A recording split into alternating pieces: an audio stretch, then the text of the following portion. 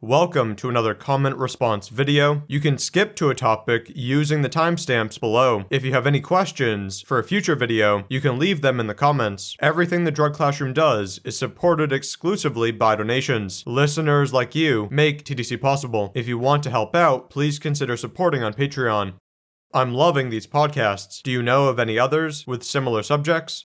There aren't many drug-related podcasts, so hopefully I can help fill in that space. One of the few that comes to mind is This Week in Drugs. I haven't personally listened to many episodes, but I respect the people behind the project. It might be worth checking out. This also seems like a fair time to share my personal podcast list. Although drug content is scarce, I primarily listen to science and medicine content. I also love the podcast format, so I'm excited to see the TDC podcast grow. Some of the shows I listen to are the American Journal of Psychiatry, Brain Matters, Brain Science, Found My Fitness, The Lancet Psychiatry, Neurotransmissions, Neuropsychopharmacology Podcast, Neuroscientists Talk Shop, New Right West, The Poison Review, Psychology in Seattle, and The Psychology Podcast. I also follow a few JAMA podcasts, including clinical reviews and internal medicine author interviews. Outside of those, I do listen to Psychedelic Salon. Many of you probably know I shy away from the spiritual and fantastical side of psychedelics, but I've still heard and read a lot from the community. Often they have insights to share, even if you don't believe everything that's being said. Plus, the salon has a lot more than just McKenna talks. Not that McKenna isn't fun to listen to once in a while, of course. One of my favorite non-science podcasts is Waking Up with Sam Harris.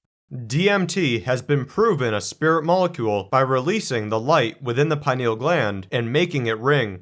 I'm not entirely sure what this means, but I'm just going to say no. Don't real stimulants, like placebo, also make you think you're performing better?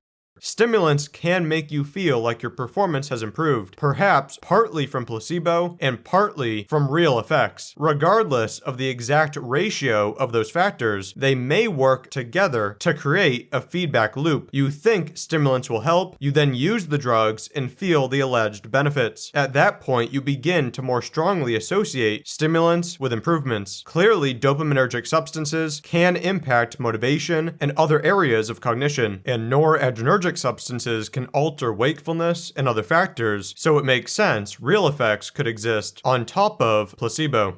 Several people in the Netherlands have experienced brain hemorrhages after taking 4FA. It was on the news a while ago. It's a designer drug, so who knows what it does.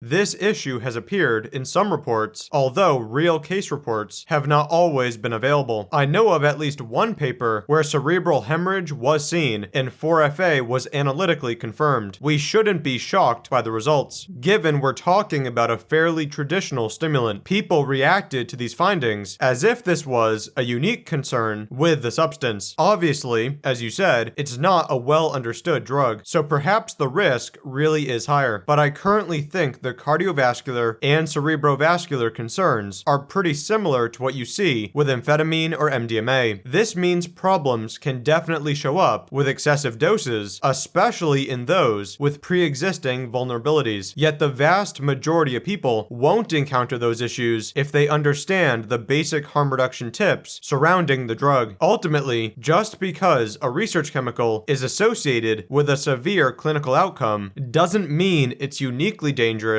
when placed in context. Listening to Seth's voice, his cadence, and his verbal mannerisms, I've finally realized he's the Sam Harris of drug-focused YouTubers.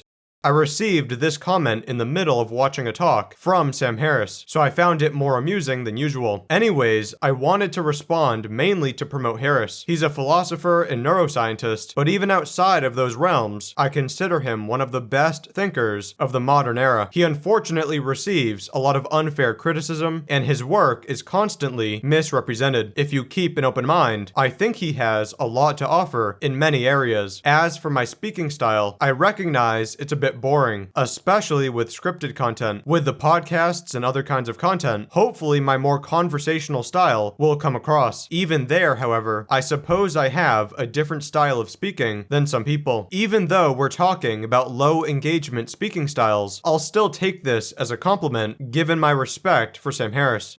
Meth is neurotoxic, right? Part of what MDMA is composed of meth. Therefore, it's neurotoxic.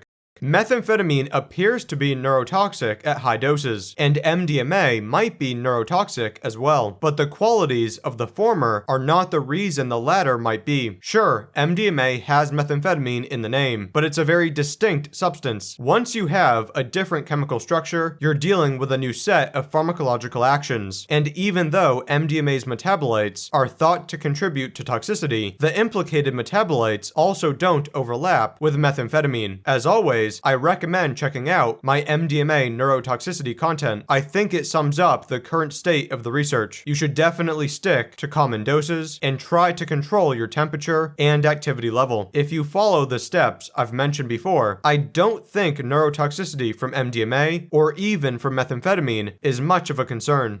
Seth, concerning schizophrenia and psychedelics, what about the negating study by Teri Krebs? I'm pretty sure you know them. Why didn't you mention them in the video?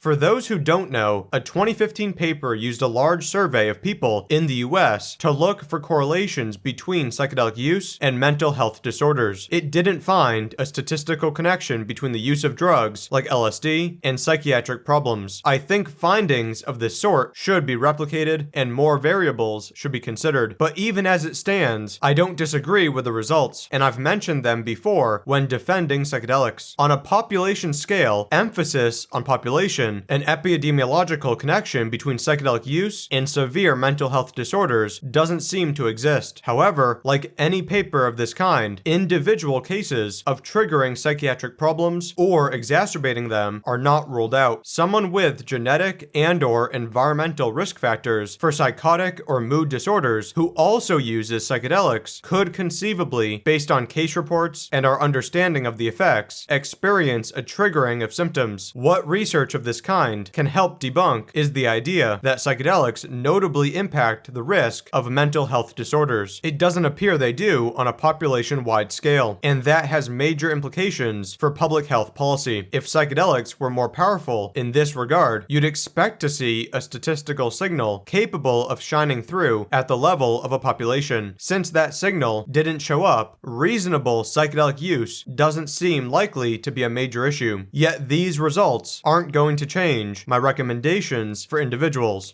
Thanks for listening. If you have any questions, feel free to post them in the comments. You can also reach me via email at seth@thedrugclassroom.com. And if you want to support TDC, please consider doing so on Patreon.